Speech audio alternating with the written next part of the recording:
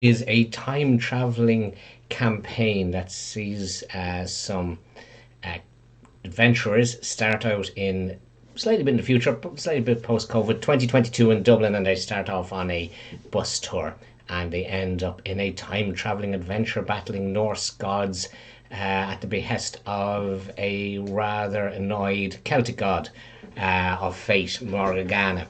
Anyway, what on earth are we doing here? This is a little segue on it, and this is just for one of our characters down the road. One of our characters, they had a bit of a rest time in 1861 in between the adventure, because when they travel back to the future, the world ends in about an hour's time.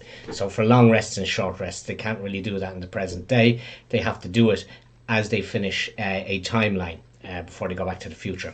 So they spent a week at the end of 1861 doing bits and pieces. Our wizard went off and learned some new spells and that he'd picked up on the way, and he recorded them in his book. And other characters did the usual sorts of things. One of our characters, Whacker, went off and bought a musket, which he's now brought back to 1361 with him. And he's also... now, he's the one that's caused the most splintering in the timeline. He ended up killing somebody in the past, and that had ramifications in the future. So, and he's now gone off and bought 6 bottles of wine, which he's having to drag around with him because he can't leave them in the future, because the only stuff that stays the same is stuff that's traveling with them. So in order to keep any possessions they've gotten at different times, they have to bring them with him. So he's got his musket, which is fine, and he's gotten his 6 bottles of wine, which is also fine. And during the current adventure, he's hidden them in a tunnel. Now, his original plan was to leave them there in a culvert from between 30 and 61 to the present day.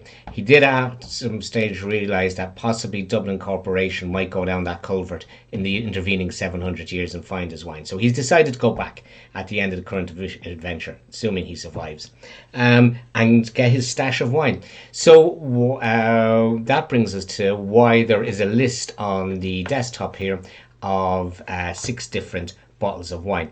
So I've just had a look over the internet, because he went into the wine shop and he just bought bottles at random.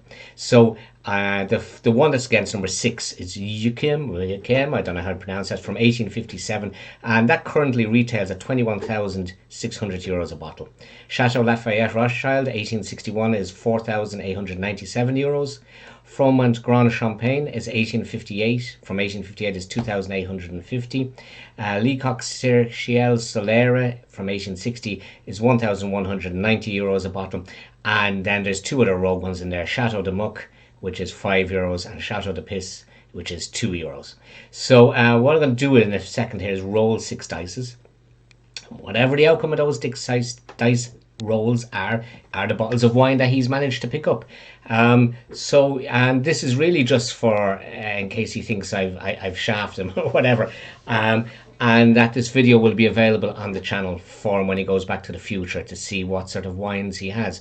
And who knows, maybe he'll break some bottles in the end. What we'll do is we'll roll a random dice or whatever, just for a bit of fairness. So I'm using the Old Bear Rodeo desktop interface, and I'm going to roll the dice. As I click on each one of these, it will appear and it will roll in this. So I'm not going to re-roll them or whatever. So we're just going to go through them and see which bottles we have. So there's the first one. Oh, and he's got a Chateau de Pisse. And he's got the Leacock Cerchel Solera. Oh, he's got the Chateau Lafayette. He's gotten, so thankfully it says down the bottom 2, 3, 5 and 1. He has gotten the Chateau de Muck. Oh, he's got another bottle of the Lafayette Rothschild. Oh, I thought he was going to get the other one. So yeah, he's gotten, yeah, I suppose that's a general, there's no major things. He's got 3 bottles of muck, and he's gotten 2 bottles of really good stuff, and he's got 1 bottle of, mid-range one. Unfortunately, he didn't get the Ekem, or however it's pronounced. Now, we did have a chat about this in game, and we're talking about, is a wine, if it has been short-circuited and brought straight from 1861 to 2022, is it the same wine? And it probably is not, because it's only like at that stage he's picked up 2 of these. The Rothschilds are of the year they were there, so essentially they're only a couple of weeks old. So they're like buying a bottle of Wally's Hut. So they're of that. Now obviously he's not worried about it. He's just going to flog them. He's not bringing them back because he's a wine connoisseur. He's going to flog them. So without somebody testing them, which you know yourself, that's obviously not going to be happening. They're not going to be opening up the bottle of wine just to test it. So it's going to be sold on face value. So yes, whilst they wouldn't probably be of the quality of an actual wine from that period, they would, if I suppose, if the bottle was validated. The one problem he potentially will have is that the labels will probably look relatively new, because they are. But you know what? That's not for this adventure. This adventure is not Wacker sells bottles of wine in 2022. This is just about him getting the bottles of wine and bringing them forward. So who knows? Maybe he'll lose all of them. Maybe he'll pick up something else. Anyway, thanks for watching this odd, strange segue video.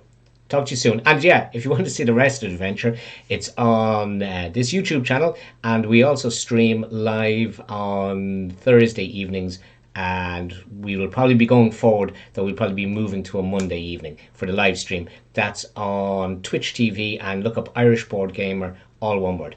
Okay, thank you very much for watching this.